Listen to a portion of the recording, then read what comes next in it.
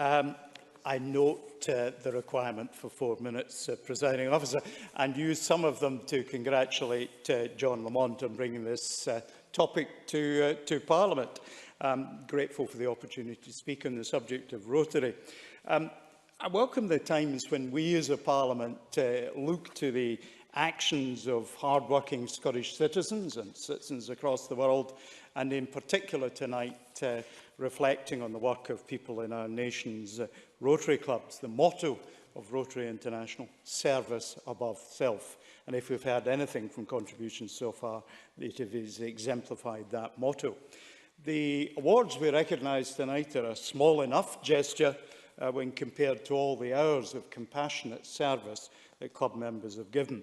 I can't help wondering what the world would look like if we didn't have Rotary, if more people followed their example. We might have to invent Rotary if that had not happened 112 years ago. Now, for my part, Rotary has been part of my life for a very, very long time. Not, I may say, in District 1020. I was brought up in Cooper and Fife.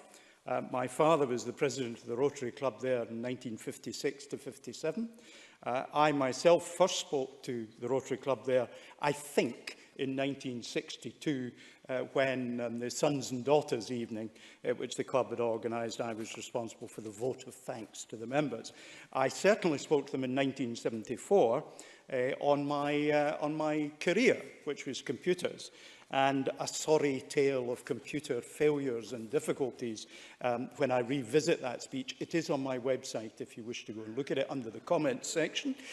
You can see what I said to Rotary in 1974. It will take you the distant history. But the Rotary Club then, as now, seeks to try and educate, supports the efforts of others, it inspires and empowers people across the globe. And I think tonight we are focusing in particular on the Rotary's four-way test that's part of their guiding principles as a club. It's an ethical guide to behaviour, and one I think we can all learn from. It reads, of the things we think, say or do, is it the truth? Is it fair to all concerned? Will it build goodwill and better friendships? Will it be beneficial to all concerned? And I can certainly speak for my part that friendship was a key part of what my father got out of being Rotary and what he was able to contribute to Rotary. The people who I see in these old photographs of the Rotary Club are all people I recognise and were an important part of my life. But I also knew what they did to support their local community and communities across the world.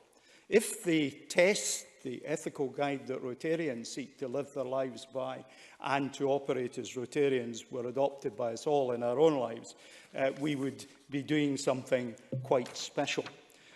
We would run out of awards to give to people if everyone were to be serving. But that would be no bad thing.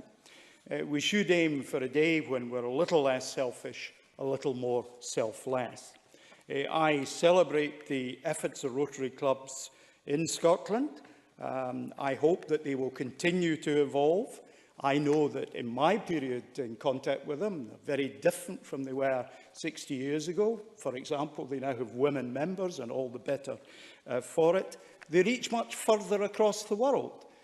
In the 1960s, Cooper Rotary Club reached to Japan, and this was thought extraordinarily novel. Let me wish them every success whatsoever in the future.